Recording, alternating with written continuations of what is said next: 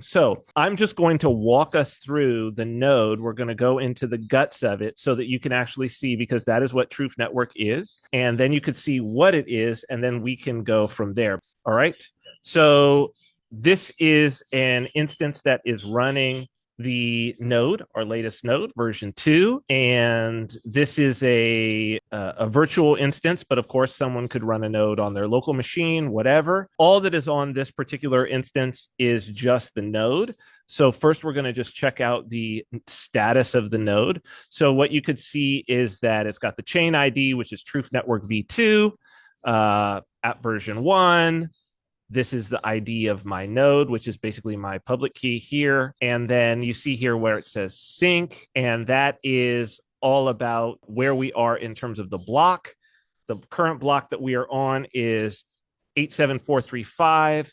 This is the time that the last block came in. Syncing false means that it is not just starting up and syncing, that it's fully ready to go. It's got the latest block. If this was true, it would mean it doesn't have the latest block and it's getting caught up. So this is the blockchain piece. My node is connected to many different nodes. So these are the peers that I'm currently connected to.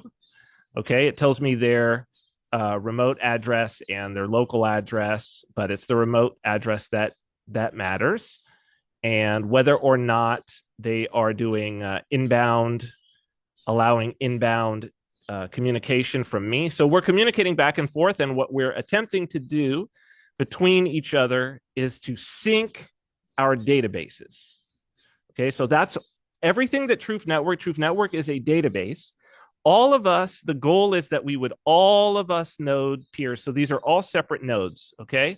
And the idea is that we would all share the exact same data in our local database. So we're syncing up a database that I'm storing on disk. So if I look at my disk storage, again, all that's on here, you could see we have 38 gigs here, basically, and that is all our database, okay? So let's take a look at what the node looks like when it's running. So we're looking at a running node. I'm going to actually increase this a little bit. Let me start it over.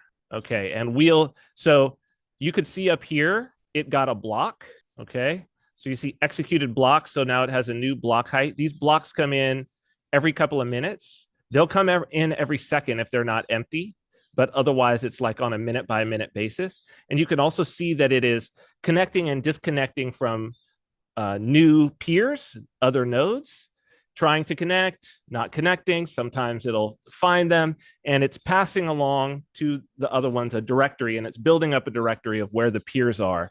And this is just a normal blockchain behavior. So we'll wait just a second, and we should have, okay, we had another block come in.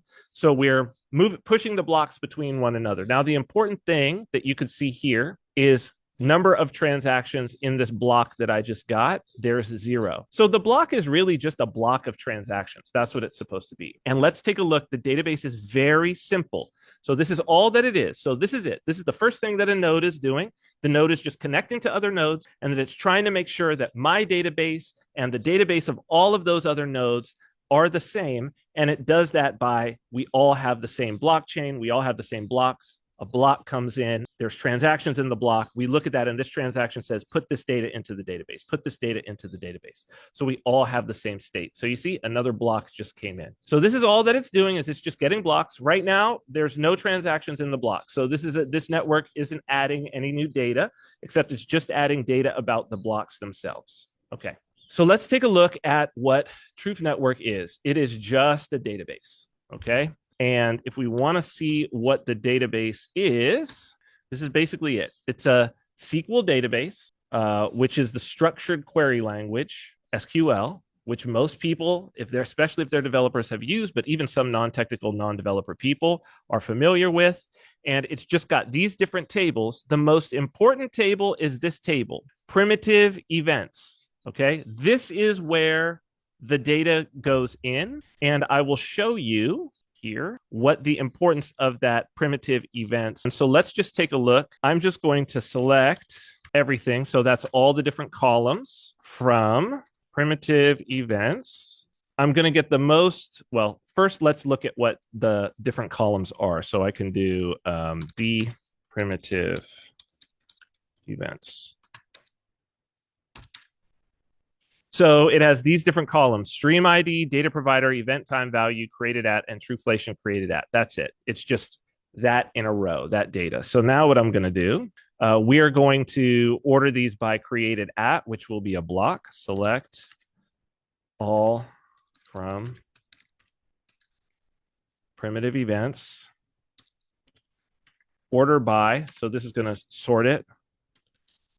Created at in descending order. So that means get the most recent first. And I'm just going to limit 20. So I'm just going to get the most recent 20 rows. And anybody could do this. And since we're all synced, anybody could do this. Now, what do these rows represent? This is where we can use our Explorer to take a look. So we have this stream ID. So let's see what the most recent one is, okay? Created at this time. This event time is a Unix timestamp. So what we can do is we can actually copy this stream ID. We can then go to our Explorer. We can paste that stream ID into the Explorer, and we could see that this is an hourly primitive. This is the S&P AX200 communication. It's the data stream for the S&P AX200 communication stock market index, okay? And the value you see is 1855.2, which if we go back and we look, here we go, 1855. Okay, well, this says 1855.20. So was it 0.20? Yes, 0.2. 1855.20. Actually, when I roll over it, it shows me the full value as it's stored. That's exactly as it's stored in the database. So that's it. So this is the visual representation of that row.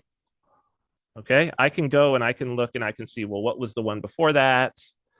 Let's do the same thing. So this is the most recent price of this. So the stream ID, I can come back again. I can enter in the search, right? So this is the CBOE far term VIX index, 19.920000. If I go back, I see 19.920000. Okay, we've got the idea. So we'll look at this in a way that is a little more pretty. Just wanted to show you in the row format. We'll look at it like this. It makes it a little more pretty as it's just the records. We can look at it like this. Okay. Let's have fewer on there. Oops. Let's have fewer.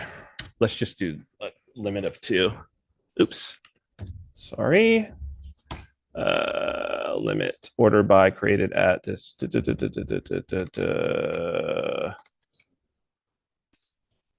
Interesting. Am I missing something? Don't know. Oh, I see. I see what happened. Okay. Let's have fewer limits. Okay. We should be able to just keep those because it's not going to paginate. Okay. So here's what so we've got even some new ones that it looks like these have just come in. Yes. Yes. These have just come in. Just come in. So we can take a look at this one, this first one. And we can come back here. These are hourly because we've just started adding hourly, right? So this is it. It's just, there's our S&P 500 communication services, 35766. Okay. Easy. Easy. No big deal here on what's going on. So what does this enable me to do? Well, I can get all of this data. I can utilize this data. I'm not calling the network. When I'm looking at this data right now, I'm not calling the network. This is a local database to me. So I'm not stressing the network. I'm not putting any stress on anybody else. I'm not using up any resources. This is my database. I've got it. But what other things can I do? So let's take a look at, for instance, let's go to the Explorer and let's look up. So for instance, like the AI index, okay? So it's 6 different companies, right? Let's take a look at this first one here. So this is the Artificial Superintelligence Alliance. Let's say that I wanted to get the most recent value. So this most recent value, this is a daily value. I could come to the Explorer. I could copy the stream ID. I would go back to my database. And I could do select all from primitive events where stream ID equals that value that I just copied. I'm going to get the most recent one, order by, created at, descending order, limit 1, pretty. Okay. And you can see that it's this 0.6028. Okay, so this is the most recent value. I can also see when Truflation created it, what block it was created at, what the event time is. This data provider is Truflation. That's their ID. And you can see, what is this value? 602861. If I go back here to the Explorer, I can see that the most recent one is indeed 602861. Okay, so it's just, I can use the Explorer or I can use these SQL calls and I can just get this data. But what's cool about this is, let's say though that I wanted to do something a little bit different. Okay, so this is used in the AI index. And an index, let's say one of the most easiest ways that we would do an index is something like a weighted average, right? If we were going to do the Bitcoin price from a bunch of markets and we were going to base it on volume, we might do a weighted average, okay? And we can do that directly within the SQL.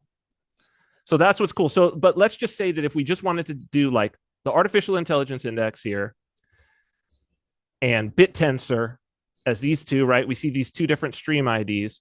We could do something like this. Let me show you.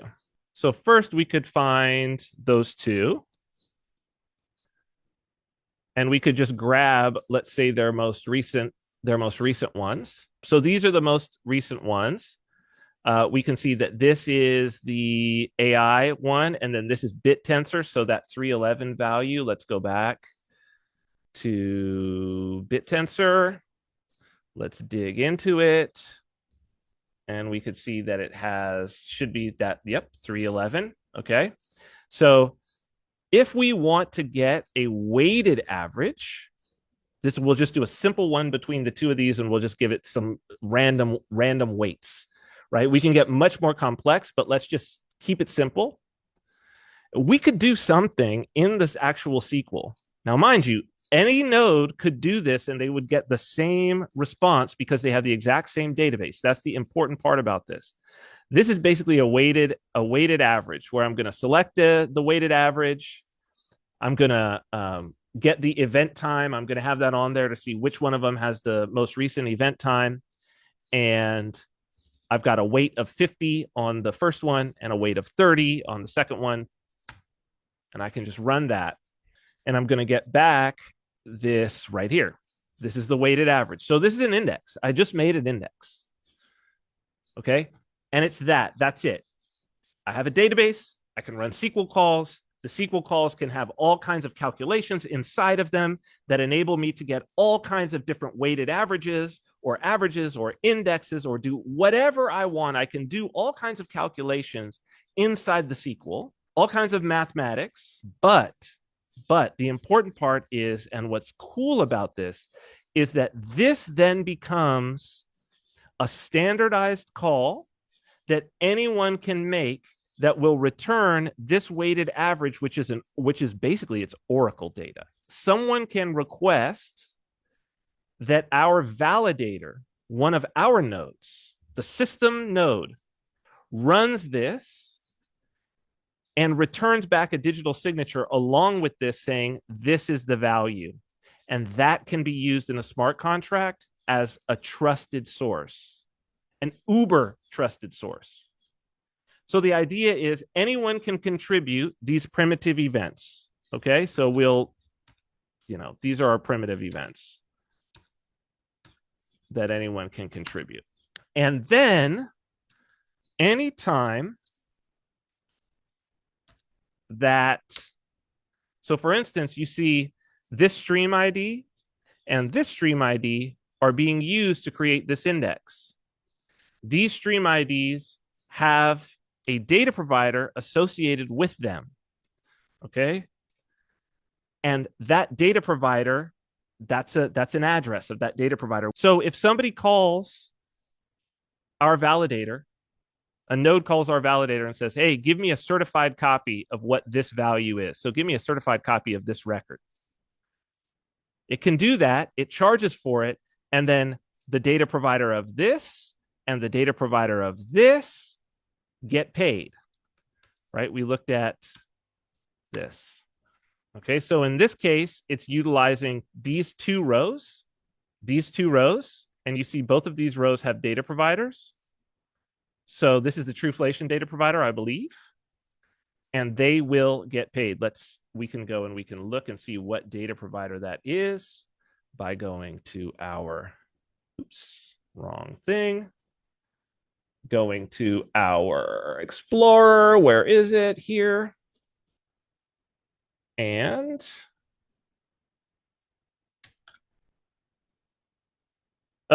we're not sorting by that, but I think we know that it is 047. So it's this guy right here, Truflation. So this is this is the data provider, right? This is you see, this is a wallet. So meaning whenever one of these, any of these data streams are used, then they'll be able to get paid. Okay, so the idea is you pay to put your data on the network. And the reason you pay to put your data on the network is because when someone uses your data to create this index, which is basically like a weighted average, that's the simplest one, but there's many other ways to do it, then it's going to pay you out in a revenue share for what was paid for the certification. That's it. That's it. So it's just a database. It's just a database. It's just a SQL database that everybody has a copy of, that has cool data on it, that once you have that copy and you're all synced up, you can use it yourself. You can use it for a business. You could build an Explorer. You could build an index.fund type of thing. You could build a marketplace. You could build whatever you want. And the reason you pay to add those rows is because you're hoping that someone will use those rows in an index. And when someone has a smart contract, they need to settle that. They need to settle whatever happened. They need to get the data and they need it certified as a certified Oracle. They call into our network, get the certification, pay for the certification, and you're paid in a revenue share for the certification. That's it. That's the TRUF network.